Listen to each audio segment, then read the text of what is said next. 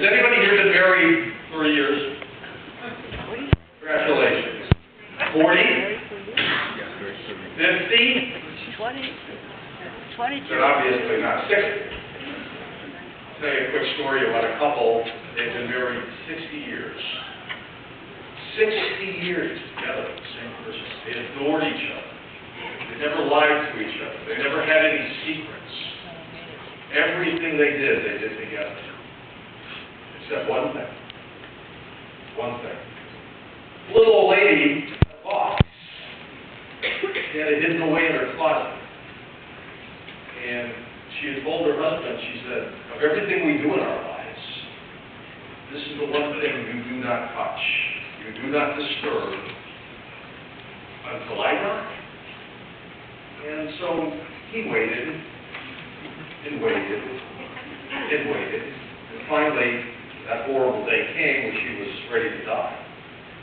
So while she's in the hospital, the first thing he did was he went to the closet. And he grabs this box, it's about this big, and he takes it to the hospital.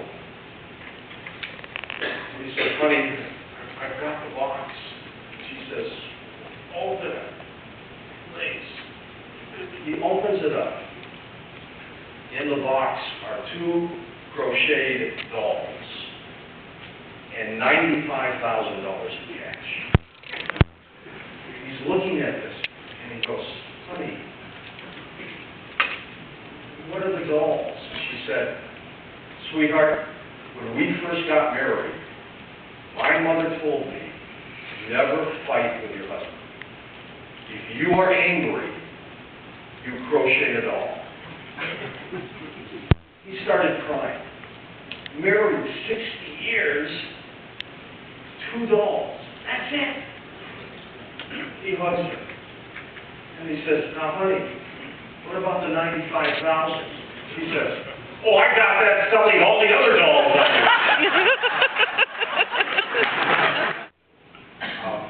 I didn't know about Alex Jones when I first came on Coast to Coast. I used to get emails from people saying, hey, you ought to have this talk show host, Alex Jones, on it.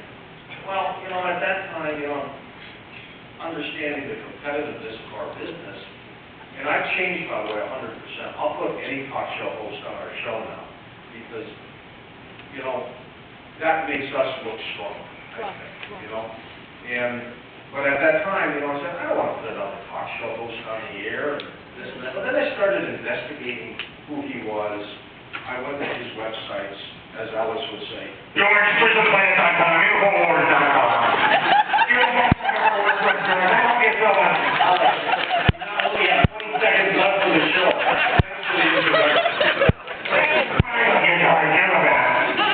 Well, that's why I put Alex. I didn't know who he was, so I investigated. I looked at his website, and I said, you know what? This guy doesn't come up with this. He goes out and finds them and brings the people in that are doing this, and he does a phenomenal job doing it. And I put him on. Now, the first time I had him on, I got letters and emails from program directors that were carrying Coast to Coast. And they said, 1, this isn't paranormal. 2, my station is owned by a staunch conservative. What are you doing putting this guy on? And I had to go get every one of them individually, every one of them, and convince them that what we were doing as a total was for their benefit. And sure enough, they got back to me months later and said, you know what? We were wrong. You were right. Keep doing what you're doing. And so you noticed a change in Coast. Thank you. But you're not. Started my car, turned on my radio, listened to him as I went to Walgreens, got my prescription for some insomnia problem I have, turned on my radio, and he's still going. So I come into the station only to realize that I've locked myself out. Oh, God. Now I'm sweating. I've got one engineer in the building who's down the hallway. and I'm knocking on the door. And we have speakers outside, and it was broadcasting in a shopping mall. And I could still hear him going. I'd been on for 25 minutes. And my engineer finally comes in and sees me outside, lets me in. I go rushing to the studio. The bumper music is starting. I don't get there in time. But thank God I heard Bassett say, and I'll be back in a moment on Coast to Coast Avenue. It saved my butt.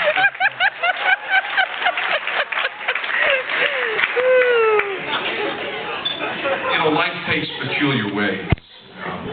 I'll only stay here a few more minutes because you've got two great speakers coming up. 3 guys died one day, and they went up to heaven. And they wanted to get in through the pearly gates. And St. Peter was there and said, folks, we are jammed to the gills. Ain't nobody coming in today unless you have an unusual death. What happened to you? So the first guy said, well, for years I kind of suspected my wife was not faithful to me. And we live on the 15th floor of this beautiful New York high-rise. And I left work early one day, and I was going to catch her. So I came in, and up the elevator I went, and I heard noises going on inside. And I knock on the door, and I knock on the door, and finally I get in. And I go rushing in there. She's in bed. There's nobody there. But I'm convinced something's going on. And I'm nervous, and I'm upset. So I go outside on the patio. And I'm looking around going, how could this happen to me? I had a great marriage. And I look down, and holding onto the balcony are fingers. Fingers. And I see this guy down there. He's got shorts on. And I start pounding his fingers. I want him to fall. I want him to drop. And he won't drop. I go and get a hammer.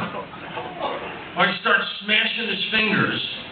And he falls 15 floors, and I'm watching him fall all the way down.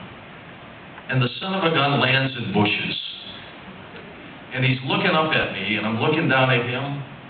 So I went and got a refrigerator and pushed it over the edge, and it landed on him. And I killed him. But then I died of a heart attack. St. Peter says, my God, come on in. He goes to the second guy and said, what happened to you? He said, well, I'm on the 16th floor of my New York high-rise, doing my exercise. On the balcony, and the wind blows me over. But thank God I land onto the 15th floor ledge. And I'm there screaming and yelling, holding on with my fingers. And help comes. My prayers have been answered. And this guy comes out, but then he starts slamming on my fingers and hitting me with a hammer. I couldn't believe it. I had to let go. I fell into these bushes. But my God, I was still alive. But then I look up and a refrigerator lands on me. St. Peter says, I can't believe this. Come on in. And he goes up to this third guy and says, what the heck happened to you? And he said, picture this. I'm hiding in a refrigerator.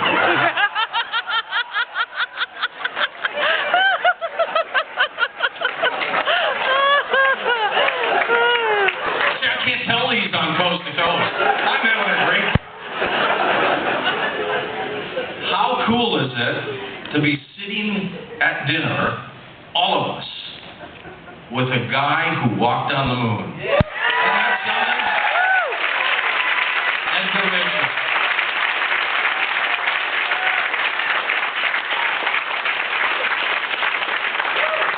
Years ago, I had Edgar on my local show when he wrote his book, The Way of the Explorer.